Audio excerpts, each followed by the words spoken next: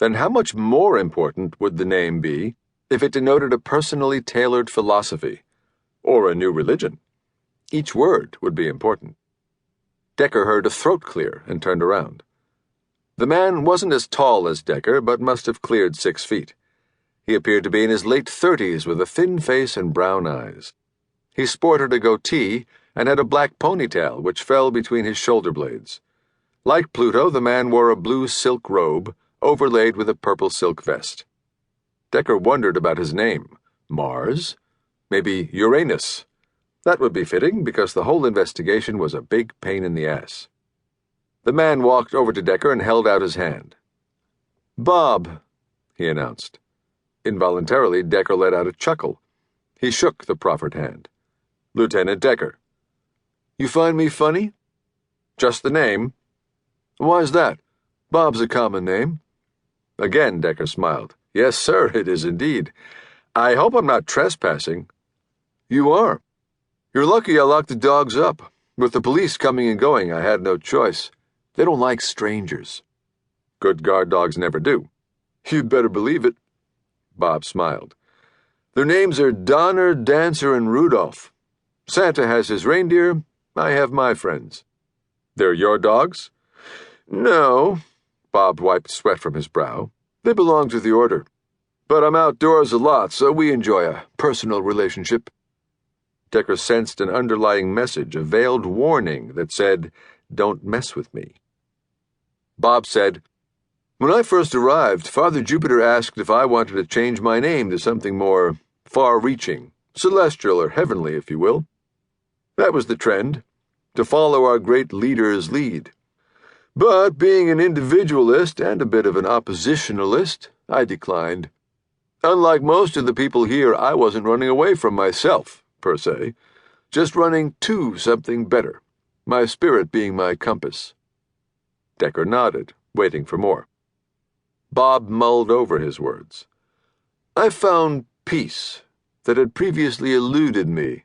I found my personal God." Decker kept his face flat. "Father Jupiter is your personal God?" "Perhaps that's an overstatement." Bob smiled, showing tea-stained teeth. "He's not a god, but a leader, showing me the way, my own personal Tao. I feel that we were birthed from the same matter." "Is he related to you by blood?" Bob chuckled. "How I wish." His eyes swept over the vista. "Look around, sir. This is a type of modern-day Eden.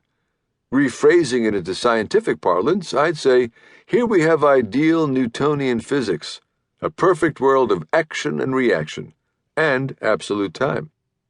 Out there," he cocked a thumb over his shoulder, "it's strictly Einstein, where everything's relative, or Max Planck and quantum mechanics, where things are random and unpredictable." Decker waited a beat. "You tend the garden by yourself?" "I have help, but I've been here longer, so I get to wear the blue robe and purple vest." "Which means?" "I'm an official, privileged attendant to our Father Jupiter.